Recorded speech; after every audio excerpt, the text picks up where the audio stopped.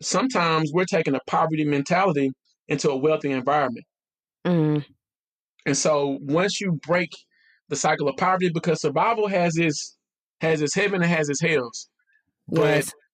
being able to break that cycle and go into a thriving state is huge, because everything is not doom and gloom, or there's hope, but you have to take the steps and be responsible to discover that hope.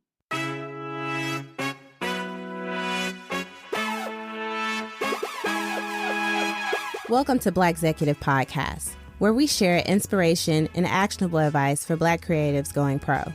I'm your host, Jazz. With each episode, we'll chat with Black creatives thriving in entrepreneurship, corporate careers, and the nonprofit sector, all while building a network of Black creatives, 6 head nods apart. Enjoy the show, where the dreamers become doers and the aspiring become inspired. Let's get started. What's up, Blackxecutive fam? I'm your host, Jazz, and today we're chatting with Kevin Young. Kevin's a financial educator, founder of the Common Sense Teacher, founder of the One More Movement, assistant principal, and co-host of the Wealth Effect podcast. Welcome to the show, Kevin. Hey. How's everyone doing? I hope everyone is doing well. Thanks for taking the time to talk with me today. I feel like this is a topic that's very important to the advancement of the Black community, and that's our children. So, one thing that caught my attention about your work was one of your episodes about hiring your kids in business.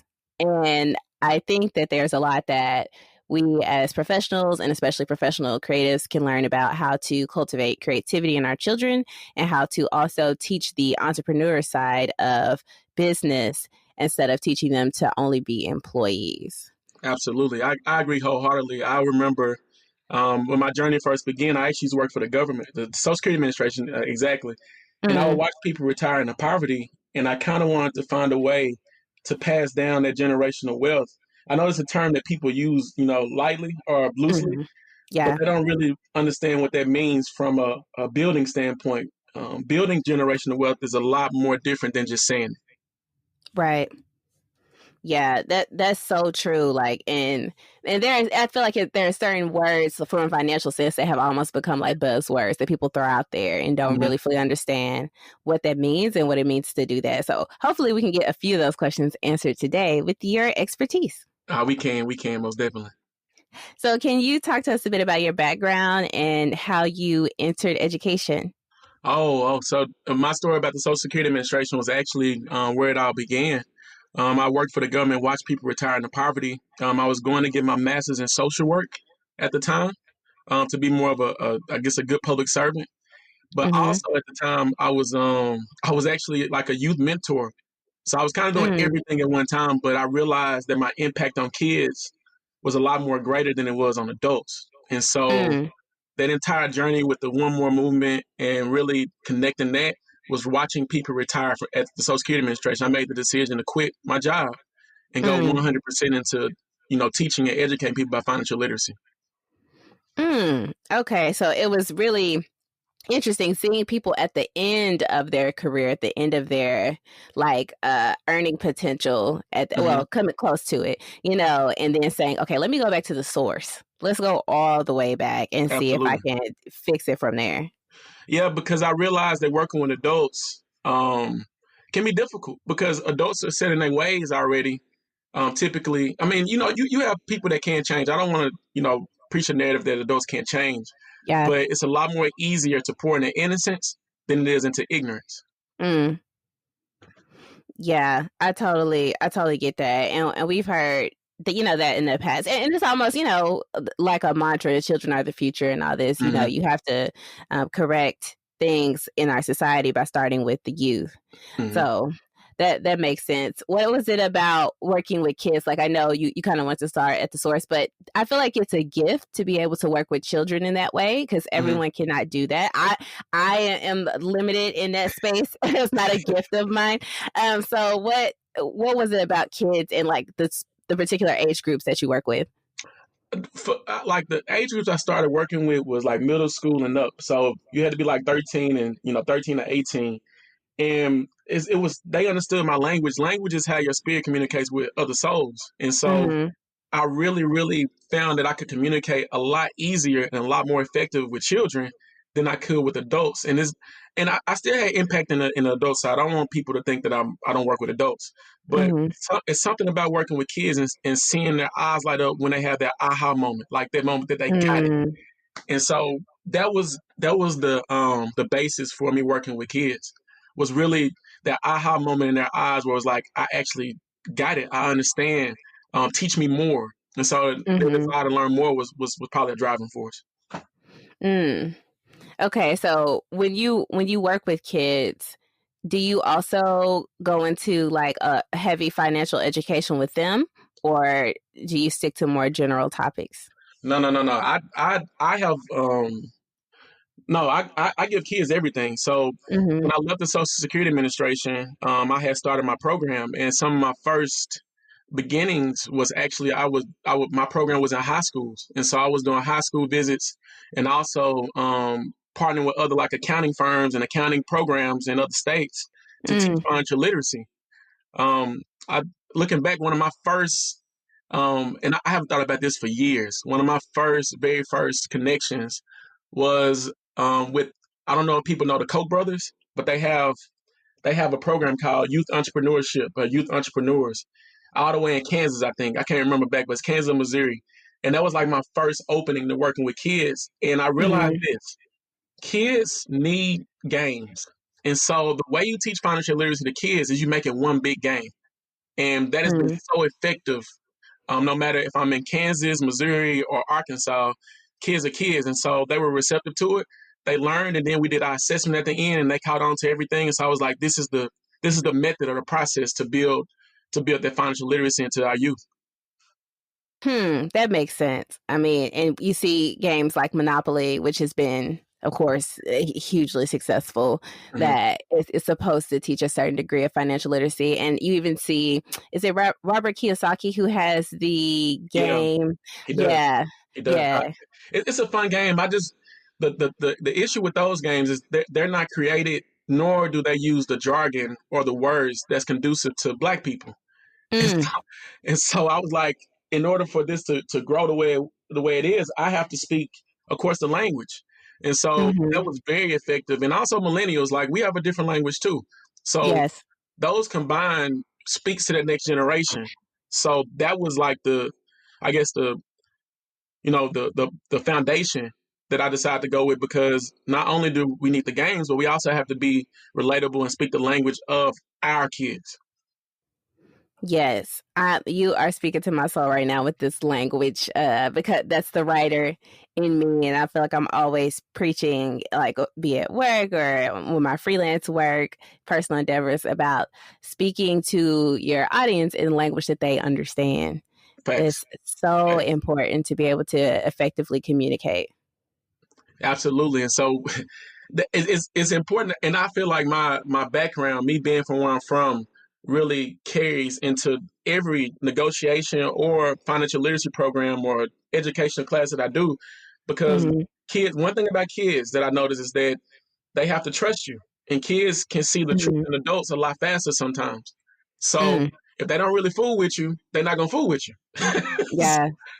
So yeah, Yeah, I understand that, and you have to kind of connect with them. So, I've, like I said, I did have a point in my career where I did work with kids for a short period of time, and I've done like a lot of speaking hmm, events with kids and whatnot. But like a daily basis, I don't know about that for me. But but I noticed that like when you can say things and put it on a level that they understand, they really get the message and they can relate. And when you're being authentic, because you're right, they see absolutely. through the BS and they are not going to be engaged. They're going to tune out. They might even meme you. Yes, it's real. Absolutely. So I have had my fair share of because you know what, I realized that all kids, just like all adults, are not going to be receptive. But Hmm. the one when I knew that I kind of made it amongst kids, like as far as my messaging, was when the so-called worst kid in the room became the best kid at the game that we play. And that's when I Mm, realized you have to scaffold the information not only through code switching, but also through tapping into a different level of cognition. So mm. all of those things combined is what makes for an environment for people to learn. Yes. Yes. And I love how you said they're like the supposedly worst kid in the room, right? And I always question that. Especially when I hear in our community that language like, oh, that child is bad, that kid, he bad. What does that mean? Yeah, What is a bad child? What is the worst kid? What need is not being met? What level of absolutely. attention is this child not getting? you know, Yeah. Yeah, you got a Maslow before you. I forgot the educator term, but you got to take care of those basic needs before yes, you can get to even educating a child. So if they're hungry, feed them. If they yes, come to school with dirty clothes, wash their clothes. If they mm-hmm, come come to school angry, provide an environment where they can calm down or not be so emotional in that moment. So mm-hmm. if you take care of that first, then you don't have to worry about all the other stuff coming with that, which is the behavior issues a lot of teachers have. Yes, yes, 100% agree with you on that. So, like thinking about working with kids tend to have big imaginations and therefore they tend to be seen as naturally creative more so than adults because we kind of get locked in all these rules and hmm society and all that crap. So, hmm how have you tried to cultivate that creativity in children through your work? you have to be open to allowing kids to be them full like their full self without any Mm, judgment or trying to change who they are when they're in that moment of creativity. Creativity sometimes is killed because we want to control it. We want to control the mm, creativity, so we like, well, mm-hmm, don't think that way, or that's not traditional. And so that's what really really makes it hard for kids. And so if you can create an environment first of open, where you can reciprocate ideas in a way that's non-judgmental or that's non-controlling, then you can continue to cultivate that creativity and grow it to almost a limitless standpoint. But when you try to mm, go in and control it, you're saying to that kid that they're bad or what they're doing mm. is bad. So and kids take it that way. Kids are very very good observers, Yes. but poor interpreters. They interpret things different. So Hmm. That is very interesting. That you just had brought me back to a parenting moment, a conversation that what I had with my child earlier, and I could tell that she was receiving what I was saying, but when she was, repeating it to me, she wasn't interpreting it the way that I was yeah, hoping she would, and yeah, that's resonating with me right now. absolutely. Comprehension is the key to communication because we could say things in all the different ways we know how, but if that person isn't comprehending what we're saying, then it's almost like you're not speaking their language. So, mm, but if you create an environment to where that comprehension is not killed before you get to them comprehending it, and you're not judging them, then they're going to be able to reciprocate that back to you in their own way. And so I'm mm. patient. It takes a lot of patience. It does. Yeah, definitely. I think anytime you're dealing with a child, it requires a lot of patience being a parent, but especially when you are like in an education role, you know, Absolutely. because not only are you responsible for your child, but everyone else's child. Yeah. Yeah. And I have my own little man. So it's just Mhm. and then when you have your own children, it's almost like you can go practice a little bit before you get to the classroom. Yeah, yeah, I can see that. Some of the speaking engagements I've had with kids, I will practice with my girls first. hmm I had to recently. I did an engagement. I had to explain to a group of tech aspiring girls what I did at work. And my job is hard for adults to understand, let alone children. So hmm my kids were getting things that day. I was like, so do you understand what this means when I say this? Absolutely. Absolutely. So, on the business side, how do you begin to teach kids the ins and out of business and entrepreneurship without, like you just said, stifling that creativity or taking the fun out of it? Number one, you have to teach them the rules of the game. We live in capitalism, and there's so Mm-hmm. many people who try to fit socialism into a capitalistic system. Mm, Um, and you playing the wrong game. Like period. Like those are two different. Um, I say economic, economic sources, but capitalism is its mm-hmm, own thing. I mean, capitalism is basically when someone tries to capitalize on your lack of knowledge, whether that be selling your item you don't know how to make, or mm-hmm, charging you for a service that you don't know how to do. Those are the two ways mm-hmm, you make money in capitalism. And so you have to teach them the rules of the game first. But again, you have to do it in a way where it taps into their subconscious. So mm-hmm, I had the opportunity to go to this event in Tulum, Mexico, a while back. It was called Money in You, and that experience allowed for me to learn how to tap into that level of cognition. This program was the same program that Robert Kiyosaki went to. And so after I learned that part, I was like, this is how I'm gonna bring this back to the kids where I'm from. And so that was like the genesis of being able to tap into that next level with kids. Okay. So you kind of went and learned some skills, and now you come back and you're ready to teach them more things. Can you talk about maybe like an activity or an exercise that you've done with kids to help them kind of understand business strategies? Got you. So I'm gonna use this. I got an investment game and a tax game I play with kids, but in the investment game, I was with a group of I'm in a juvenile detention center too, so I was with a group of kids who were, I guess, locked up, and we were playing the investment game.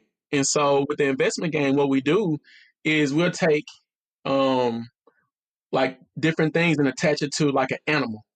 So we'll take stocks and attach it to a horse, or we'll take sheep and attach it to a mutual fund, or we'll take those normal things that everyone knows about and attach it to a complex term. And during that investment game, the game is going in a sense where it's saying, hey, your team just won. Your team just got $2,000 in stocks, and that particular team will get $2,000. But the reason they got so much money is because they took more risk. Because when you invest in stocks, then you're taking more risk. And then we'll go on the other side where we'll say, hey, your team just got awarded $400, which that's attached to mutual funds. So taking those two concepts and attaching it to like things that people know every day, and then making a game where you have winners and losers, all of that goes into educating kids because they're competitive. Almost everyone is competitive. You know how some people that's not competitive, but for the most part, it's competitive. Capitalism is a lose or win game. So we're teaching about capitalism. And then not only that, but we're changing their mindset as it relates to money and teaching them about risk assessment and all those different things. Okay, that sounds like a game that adults need also to play. Especially they do. Okay, because I know there's some really complex topics when you get into like taxation and understanding investing, and there are some concepts that you can grasp fairly quickly, and some that's just like you really gotta dig deep into them. I get it because we play a tax game because I have a tax firm too, and we play a tax game and we break down if a person only had a job, how much they would pay in taxes versus someone who has a job and a business, and versus how much they're paying taxes. And so with the tax game, we'll say, hey, you graduate from college, but you got $70,000 in student loans, and you just go find a job. But the one thing that people don't realize in capitalism is that if you only have a job, you are losing on over 500 tax deductions. Goodness. It's a lot. It's a lot. It's a lot of money. My dad went through one of my games, the tax game, and at the end of the tax game, my dad had lost about $400,000 over his lifetime due to taxes alone. My dad is in his almost 60, in his 60s. He's like 61 now. But imagine what you could have did with that $400,000 for the next generation had you known the rules of the game. My goodness. Wow. See, yeah, we're gonna have to have like a consultation when we're done with this. So that kind of reminds me of something else that you said one of your episodes that I caught a few months ago, talking about the importance of employing your kids in your business and that as like a tax strategy as well. So I know that you have like a whole episode dedicated to this, but could you summarize some of that? Yeah, absolutely. So I summarize it in three parts. Like number one, the IRS in the tax code has rules and specific rules on hiring your family. So everyone can go to irs.gov and look this up. Like everything I'm saying is public information.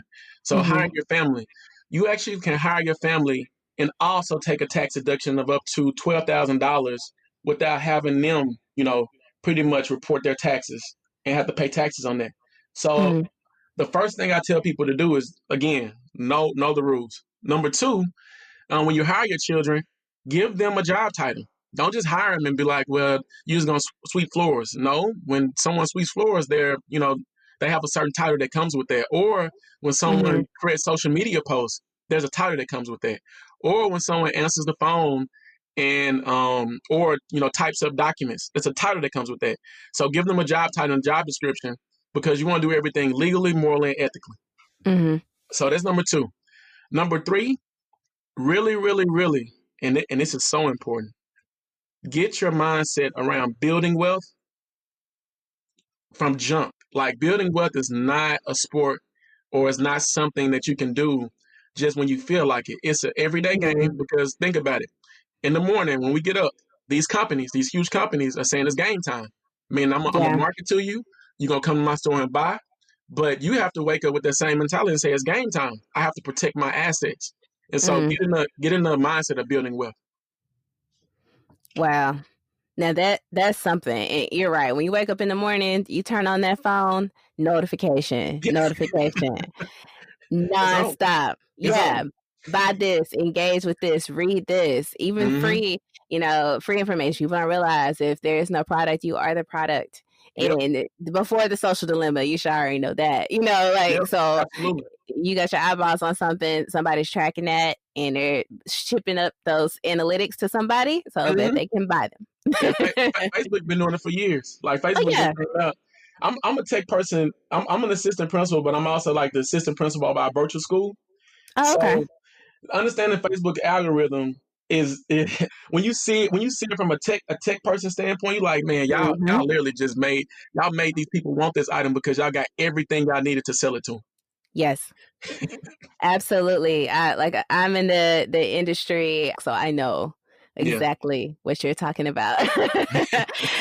Where it's not to go like on a too much of a tangent, but like when the social dilemma came out at first, I was like, I'm not even going to watch that. I work in the industry. I already know what they're talking about, but some people that I work with kept saying, still just watch it. There's some interesting takes, but there's a documentary that came out a few years back called The Persuaders back in like 2009. I think it was like a ABC, but it talked about Axiom, which is based in, Little Rock back when it was, back when it was really big. It's kind of shrunk down now. I went to UCA, so yeah. Oh yeah. So how they used to have a file on every person in the United States and projections on what you were going to do with your life based on data.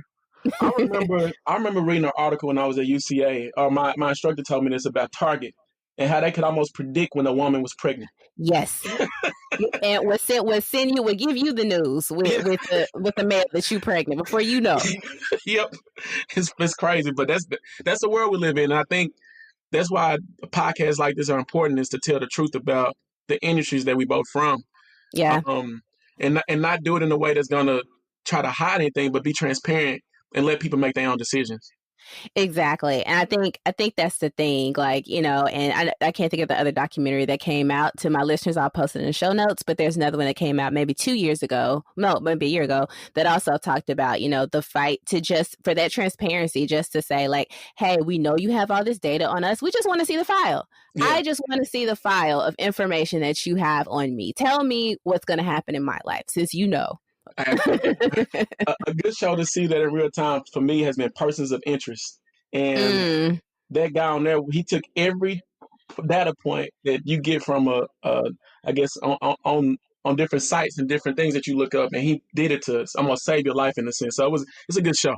So yeah, I think I caught a few episodes of that a while back, but I don't think I stuck with it. But might have to check that back out, since pandemic is bringing out a lot of old shows and whatnot. Absolutely. So you can only work on your business for so long for your brain is like, I need a break. You can. You're right. All right. So kind of get us back a little bit on topic here. So what are some of the most important financial issues that you think impact the Black community? Number one, we don't play the game of capitalism. Like we haven't played it in so many years that we become almost null and void to the game, other than being capitalized on. Consumerism to me is a big issue in the Black community, and it's not our own fault to an extent. But once you find out, and once you're no longer naive to it, you have to then take the steps to build it for your family. So number one, I say ignorance or a lack of knowledge is one. And number two, we don't invest. We don't invest our money. Like Mm, right now, there's an index fund that everyone can go get, and this is something that everyone can go Vanguard Index Fund. You can take your mm-hmm, money and either pace with the stock market, and just that alone can change the trajectory of your family from having investments. So we don't invest enough. Um, I would say socially and also financially. Like we mm-hmm, need more people who are going to be mentors and do things for our kids, or for each other to mentor us into a level of knowing. And so mm-hmm. those are kind of connected. The lack of knowing, and then also not making the proper investments. And then I would say finally, for me, this is one of my biggest hurdles. Is when you grow up in the hood and you grow up around poverty and you develop a survival mentality, you take Mm, that mental state into every one of your negotiations or every one of your interactions with people. And mm-hmm, so sometimes we're taking a poverty mentality into a wealthy environment. mm, And so once you break the cycle of poverty, because survival has its heaven and has its hells, but yes. being able to break that cycle and go into a thriving state is huge, because everything is not doom and gloom, or there's hope, but you have to take the steps and be responsible to discover that hope. Yes, that is so important. That survivor's mentality, it like collectively as a people, we have just been stuck there. We've just Hmm. been stuck. We're always in survivor mode. I mean, and not without good reason. Like it's a good Hmm. reason for that. We have a lot of things that we have to constantly be aware of and protect ourselves of. And some things have changed and some things have not, unfortunately. So yeah, I totally understand that. And that just has been such a hurdle for so many things for us, especially when it comes to money. Yeah, it's almost like we got to write a book, The Pedagogy of Being Black, so we can like Whew, come on now. Come on now. teach others. Like I feel like right now what we're doing is we either teaching like ignorant people in the United States, or we have to teach each other too. But there's a Yeah. pedagogy to that, and I feel like the next 10 to 20 years, that's where we're gonna be. Is almost teaching others about what it means to be black, because they're interested now and they Mm-hmm. have a interest in it. But Mm-hmm. also on the other side of that, just in the classrooms, minorities are the majority now. Like inside of my Yeah. classrooms, you have minorities that's the majority. Like we have more black, Asians, Hispanics versus whites. And so Mm-hmm. being unapologetic about that and speaking truth to power, um, that's just what it is. And so we got to be prepared to capitalize on this next 20 years, because it's cool to be black now. in, a, Right. in a sense. It is. I mean, and that's so, on point that you say that. And I noticed that the text pedagogy of the oppressed has been coming up a lot in conversations with everything that's been going on with like the Black Lives Matter movement, and now you Mhm. have the LGBTQ movements, and then you have the Me Too movement. So I've been seeing that reference a lot as well. But I definitely see like we definitely need like a pedagogy on Black in America life. Like, Yeah, we we do. really Yeah. do. Well, I feel like we feel that way because so many other races have controlled our narrative, Ooh. and we haven't had control over it, Mm, like at all. And I think social media kind of made a levelized playing field in that way, where we control our own narrative. But mm-hmm.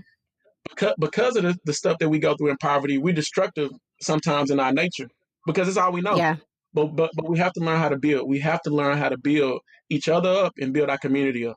Yes, yes. And I'm loving this buy back the block type movement that Absolutely. is happening, and I hope more of us get on that wave and start investing more in our community. I know that Jay-Z line resonated with so many people, but they forgot, in his song Still Nigga, when he was like, Yeah. please don't die Yeah. over the neighborhood that your mama rent in. Like the Absolutely. the dopest bar ever. It is. I mean, It is. That one, that one was the dopest one. My favorite bar was when I can't remember the exact bar, but when he was on that Meek Mill song with Rick Ross, like that whole scheme that he did at the end of that song, mm, he had like a triple entendre one time. I was like, man, now that's it right there. But I can't remember the bar. But it's one of my. I'm gonna go back and listen to it when we get off, because it's one of my favorite lines from him. I just can't remember it right now. yeah. But But Jay-Z says a lot of things almost secretly. He speak our language, so he Yes. says it directly to us. So he a genius in that way. Yes, and I appreciate the rappers who were able to get out of that survivor's mentality and are able to be impactful in the community and make big moves. And so often that doesn't happen. I had a guest on the show earlier this season. He was actually my first episode, MJ, and he works for Def Jam, and he talked about like the average rapper's career span is like 2 years if you're lucky. Yeah, it's not long If at you're all. lucky, It's not long at all. and, and if Yeah. you're not, like you said, investing your money properly, if you're not learning how to play the tax game, you're gonna lose. And you know what? In my program, I also showed the movie called Broke. It's about athletes who lose all their money. Ooh, So it kind of breaks down the mentality that people have when they do come into a lot of money, but they're not prepared to receive it. mm, And so I show that documentary also as part of our game, because you have to let people see that yes, you can have the fruits of knowing how to operate in capitalism, but it also comes with responsibility. mhm. And if you don't take responsibility for it, somebody gonna come get what you got. Yes, So yes, that is so true. There's always somebody with their hand out, ready to yeah, take every dollar that you have. willingly. Yes, willingly. Like, yes, please give me all of your money. Absolutely. Okay, so I know you spoke a lot about investing. What, with everything that's going on with COVID-19, at the time of this recording, we are still in the midst of the pandemic. So if you're lucky enough to catch us 2 to 3 years in the future, glad that you're having a good time, because we're not. But what's your take on like investing right now? Because I know it's such a turbulent market, and you have some people that are like, invest right now, grab it up, this is smart, and some people are like, no, it's not a good time. Some people are just like on the fence. Yeah, and you know what? When you have bull and bear markets, and those are investment terms, but right now you have to understand everything is on sale. So it's almost like when you go into a store, your favorite store, and they had I went to Express about 2 or 3 months ago, and I walked in and they had like pants, shirts, and everything for like $10. Like I was like, not an Express, Express is $40 minimum almost. So you go in just like you go into the stock market and you find the best sale, and everything is on sale right now, so you can buy more for less. So versus getting one pair of pants, you can get 20 pair of pants. So, but you can't jump out there and just do it ignorantly and not know what you're doing. There's some books, and I send them to you. That way you can put it out. But I recommend people read 2 or 3 books on investing before they jump out there and do it, because if you have 2 people in the room, the person who knows and the person who doesn't know, it's only going to be one loser, and that's the person that knows more than you do. And so you have to do your research and get the information you need, because just because something is on sale doesn't mean it's a good thing to buy. So I recommend people just find things to invest in while everything is on sale right now. Buy more of it. That way, when the market recovers, you have more shares, but your price goes up. Yes. That makes sense. So for newbie investors, I know a lot of these new apps have popped up that people are getting into, like Robinhood and whatnot. What's your opinion on those? Do you think those are a good way to get started? Do you think they're a waste of money? I hear a lot of controversial thoughts on those. I think before people can get used to investing, you have to build up the behavior of investing. So you have to build the behavior of people saving money and them seeing their savings grow first. So once you build that behavior up, Robinhood and all that are okay to start, but what it takes to keep going, and this is for any large bank, they're gonna find a way to charge you so many fees and take so much of your money if you're not careful with fees. And so it's always best if you can learn how to do it on your own, or if you make so much money where you can pay someone to do it.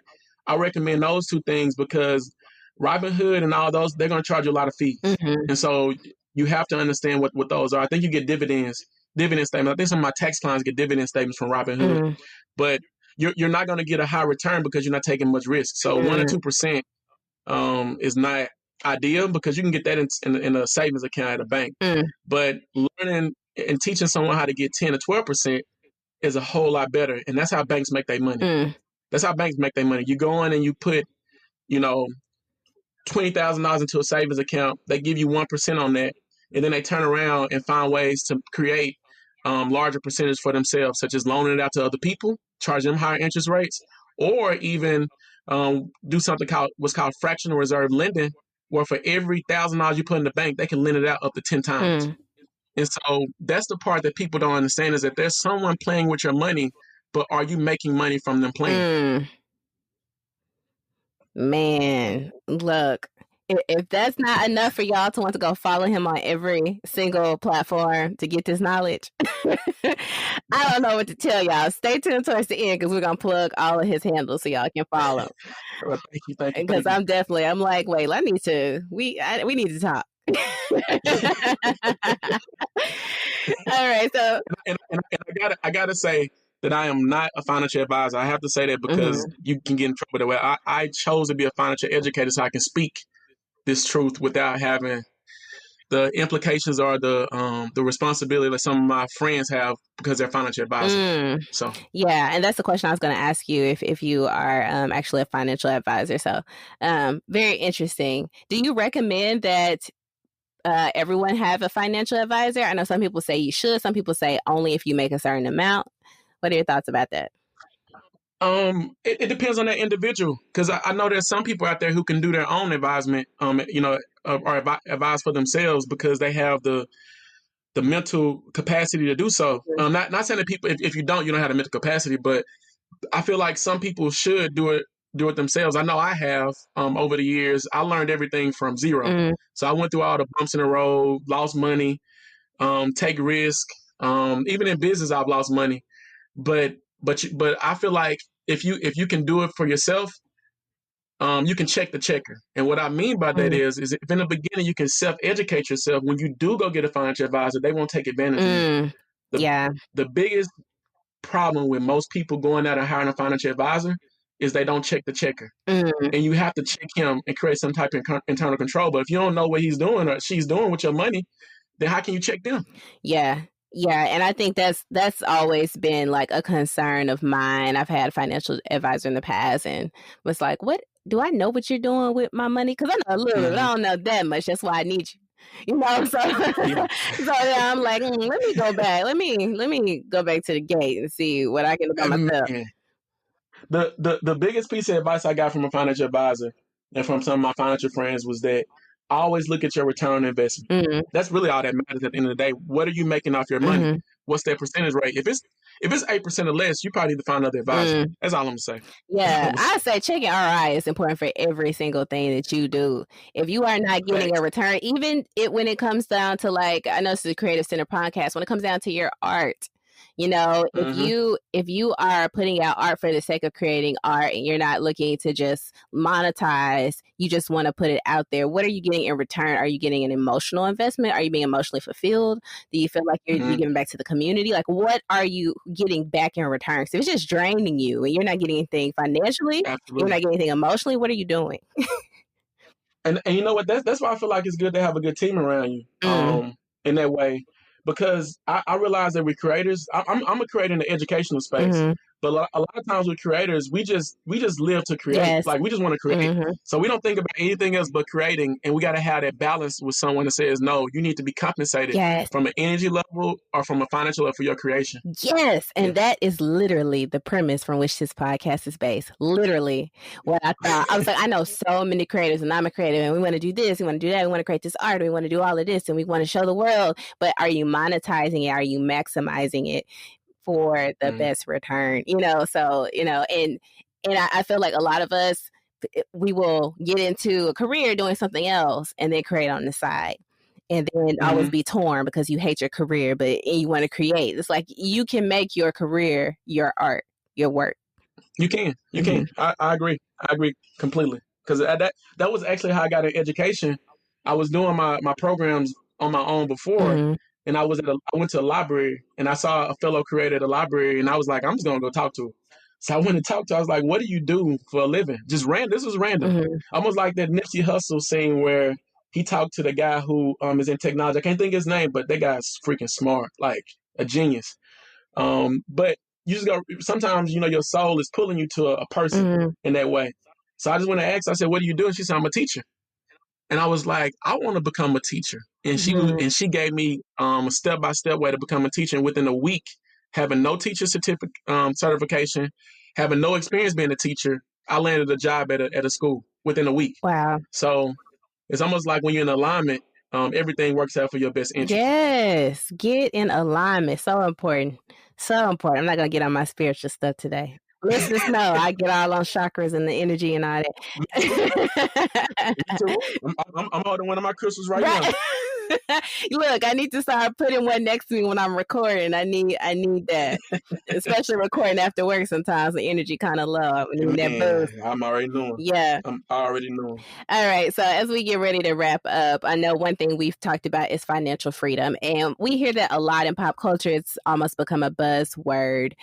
Can you talk a bit about what financial freedom means from your perspective, and what does that look like for a Black business owner in providing for their Black family?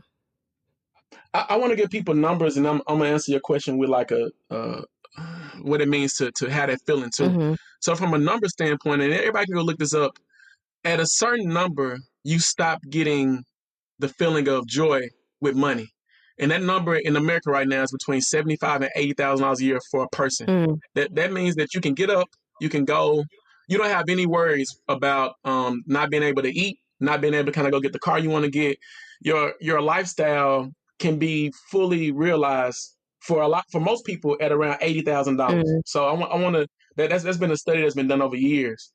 But the feeling of freedom is, let's say, for instance, right now you're a teacher dealing with COVID-19, and you was like, you know what, this system is so flawed in that it's affecting my mental state. Having what's called FU money to say, you know what, I'm gonna take a break for a while Mm. and come back when I feel like it. Not because I'm losing, not because I don't have any money, but when I feel like coming back and fooling with y'all, then I come back. Mm-hmm. That's freedom. Like going into your job and saying, man, F y'all, I can go do this and be just as fine. It's a level of freedom that comes with that. Mm-hmm. And so being financially free is not a number per se, it's more of you being prepared to deal with anything in capitalism where you can say, this is not in alignment with my purpose, or it doesn't align with my character. I can no longer be successful at this. So let me just go do what I want to do. Mm-hmm. That's freedom. That's freedom. Yes, I wholeheartedly agree with that. And being able to comfortably walk away from something. Mm-hmm. Or I know a lot of times we talk about, especially with everything that's been going on with the Black Lives Matter movement as of late, maybe being vocal in your workplace and that being, not reciprocated with support, so, and now you're in a situation where you're like, do I want to continue to work here? Or maybe they decide they don't want you to work there anymore, and being able to say, you know what I believe in matters more than what y'all giving me. Yeah. I actually I have the opportunity to work for an organization that's a Black. It's one of the only Black charter schools that's successful in DC, and it's been quite a success here in Arkansas. But I'm an assistant principal there, and it's way different when you can go into work and not worry about having like the typical white guy haircut, or having a code switch because you're around Susie today. Whatever you want to say. Right. That burden that Black people have when they have to go be almost like an imposter is it's a real thing. But me working for an organization that's Black, it makes a big difference in your psyche. And so I get it when you say going and having a Black Lives Matter conversation. It's different when you go into a room full of white people versus going to a room full of people who understand it on a micro level. Yes, that is so important. And if you're able to work in those type of environments, that is such an honor and fulfilled environment. If you're not, deal with how you can and focus on that financial freedom so that you don't. Yeah. And you asked me a question earlier about what it means for an owner. It's really ownership. Like the reason that we have to go explain ourselves to white people in our work environments because we don't own the place that we go and explain in. So ownership is top down. If I'm Black and I own a business, of course, you're going to see me in that business, but we don't own anything. So when we go to these places to get these jobs, we don't see ourselves in that business. We have to kind of, make ourselves fit. Yes. Versus just being a perfect fit for it. So, now that's something right there. Make ourselves fit. If that's not the truth, going into these workplaces and, having to adapt, even in the interview, I was having a really good conversation the other day about, like, if a brother shows up for an interview in a hoodie, is that professional? And it got into this conversation of respectability politics and all that BS. And, like, does it matter? I didn't see folks come in, non-Black folks come in with wet hair and flip-flops and get hired. And you wanna be on my man's head because he got on the hoodie? Okay. Yep, that's how it is. Like, I have a friend right now. We're in this. Well, I'm finishing up my master's program in educational leadership right now. Like, I'm done pretty much. Thank you. But she experienced something similar to what we're talking about, where she wore a fro. She had a fro, and that fro was scrutinized by a white lady that was saying that's unprofessional. And I'm thinking, like, lady, it's 2020. So she sent an email saying that your fro is unprofessional for this environment. We want our people to be held to the higher standards. And I'm thinking, why? Yep. I was thinking, like, why is your standard the only standard? So, yeah. Yeah, I think that's one of them situations where I would have had to challenge and lose my job and go to the Equal Employment Opportunity office, because I'm not having it. I'm a Black woman with red locks. You're not about to come with Petersons. You're not about to tell me about how I'm gonna come over here looking. As long as I'm doing my job, you're gonna sign that check. Fact. That's how it should be. That's how it should be. Yeah. But I'll get on a whole nother rant about about that. So we already talked a lot about, like, your work and its impact in the community. So what final advice do you have for, entrepreneurs or even corporate professionals that are trying to step out and gain more financial freedom? What advice do you have for them? Man, first I would say, like, whatever money you make, put 10% back for yourself. Like, put that 10% into an account and just keep on letting it roll into that account. That's number one, because you have to, like, most companies don't survive because they have negative cash flow. Same thing with your personal life. You have negative cash flow. So you have to create a positive cash flow cycle, mentality, and system first. Then once you get used to creating a positive cash flow cycle, you then take that same mentality and put it towards your business. Another positive cash flow cycle. So it's a book called From Good to Great. And it's called the hedgehog effect, to where once you start on a path with finances included and in business, it's like a flywheel. It's going to keep on turning, but you have to give it enough of a push in the beginning. And creating that positive cash flow cycle is a push that corporate executives or educators at the highest level just need to make. Because once you get into business, you almost don't have that parachute anymore if you decide to transition to business full time. But if you don't have that mentality of building a positive cash flow cycle up, your business is going to lose money. Number two, keep great records. Bookkeeping. I cannot stress enough how much money people lose from having a business, whether you're corporate and you also have a business on the side. They don't keep records, and they think that they're hiding from the IRS. And I'm thinking in my mind, why are you hiding? You telling what you're doing is actually gonna save you more money. So keep proper records. And then finally, hey, be willing to take that risk. It's not easy. I would be lying if I told you when I first decided to leave working for the government and go full-time entrepreneur that it was an easy cycle. It wasn't. I had my pitfalls, but you have to build up enough mental fortitude to keep pushing through it. So just take that risk, but take a calculated risk. That's important. A calculated risk. Yeah, definitely. Make sure that you have the numbers on your side. Yeah, seriously. So you just recommended a book. Do you have any other books that you want to recommend as a past read, a current read, or just something you think people should read? Oh, man. Past read, my favorite book that I read before was The Four Agreements, which that's a book that's going around right now. Yes. That book, when I first picked up Don Miguel, Like I went and read his stuff and his son's stuff. So, so I would recommend reading all of, I think it's Don Miguel. So the 4 Agreements, the 5 Attachments is another one. Definitely read that if you're looking for like spiritual, guidance. If you're looking for more mental, pick up a book by Carl Jung. His books are really, really good for dealing with your psyche and doing the shadow work that you need to do to deal with that other side of you. Come on, shadow work. Yes. Come on now, spiritual. Come on now. They don't know nothing about that. Y'all need to get on that shadow work. That's gonna get you together. Yeah, man. Kevin is my original, but Deshaun is my shadow. I love it. You gave shadow the name. Hey, this is my middle name. So okay. But that would be what I recommend. From a mental standpoint, anything with Carl Jung, spelled Jung. Really, really good person. My next book I recommend will be From Good to Great, because I feel like people that listen to this podcast already have a certain level of success as it relates to you having it. I ain't gonna say a type A personality, but we get stuff done. Yes, but you only success if you perform a successful act, and you have to do that over and over and over again. So going from good to great is a leap that most people don't make. But if you can make that leap, man, it's a lot better on the other side. Yes, those are all powerful texts. I'm familiar with some of them, and I will definitely be dropping links to those in the show notes for y'all to check them out.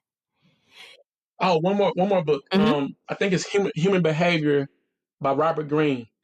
That book was amazing because it shows a historical reference over time of like how human behavior interacts with social systems. And I think it's called Human Behavior. He also did a book with 50 Cent called The 50th Power or something like that, or The 50th Law. So those 2 books are really good. He's a good author to understand human behavior. Interesting. I'm going to have to check that out. I haven't heard of that one. Yeah. Now, you have shared a bunch of knowledge already. So clearly you offer services. What services do you offer, and where can people find you to keep pace with your journey? Got you. So I'll start with like my baby that I've been working on for years, which is the financial literacy part of what we do, where we go into schools, churches, prisons, wherever we can to teach financial literacy. It is a nonprofit, turned into a nonprofit right now. So that's a Common Sense Teacher. You can find that on Facebook and also on YouTube. In addition to that, I have a tax firm. It's called thetaxteachers.com is where you can find that information. We are called the Tax Teachers. So we have that. We do bookkeeping and accounting services, as well as tax strategies and prepare people's taxes as well. So you can find that by looking at thetaxteachers.com. Lastly, we have a podcast called The Wealth Effect, where we give and go over in more detail what we talked about today. But that podcast, we've been doing it for 2 years now, and that has been like a rewarding feeling to get out everything that I have learned over these past 7 to 8 years into a space that can be consumed but also applied. So those are the 3 areas that I work in from an entrepreneur standpoint.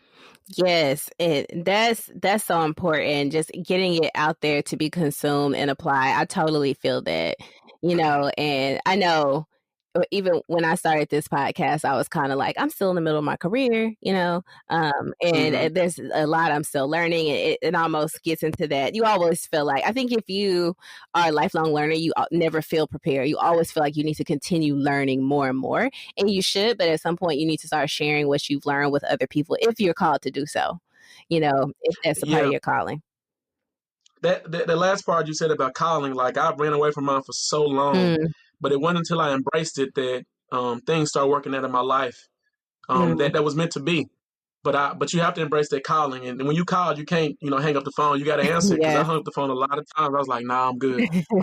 But yeah, universe is like, hold up, I'm trying to tell you something. You're not paying attention. Absolutely. Facts. Yes. Well, thank you for taking the time to talk to us today. Like, you just came through with everything we needed for the financial education and, working with your kids and teaching them finance. And I think that's so important because we focus a lot, I think, especially as entrepreneurs, on building this legacy for our children, but we don't always focus on teaching them how to take that legacy and run with it. Facts. I agree. It's You're right. I mean, you're right, and thank you for having me on. I'm grateful that you found me, and also that you invited me on to be on your podcast. Thank you.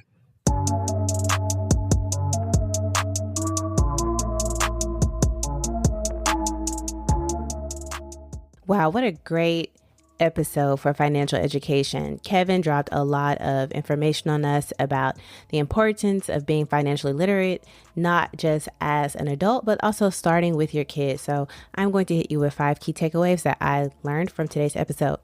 Number 1, sometimes to fix a problem, you have to start at the source. Once Kevin realized it was his calling to teach financial literacy, he knew that he had to start with children. Teaching and educating on financial literacy can be very complex. And sometimes, as Kevin said best, it's easier to pour into innocence than ignorance. Number 2, reach kids where they are. Using games to teach complex concepts to both kids and adults worked out in his favor. Taxation, finances, investing, all that can be very hard for an adult to swallow, let alone a child. But when you gamify it, it's easier to consume. Number 3, create an environment to allow kids the space to be creative without judgment and without imposing control. Allow kids to be their full selves. Number 4, learning to operate outside of survival mode and without a poverty mentality is key to long-term stability as far as your finances. Learn the rules to the game and play it. Then teach your kids the same. From taxation to hiring your family, Kevin mentioned a lot of tips and tricks. And number 5, define what financial freedom means to you and make a plan to get there. So Kevin spoke a lot about the importance of being able to have the flexibility to say, I can change careers, I can not work, I can do something else because I am in a place in which I am comfortable financially to be able to make those decisions and not have to suffer these horrible consequences because I've decided to change course.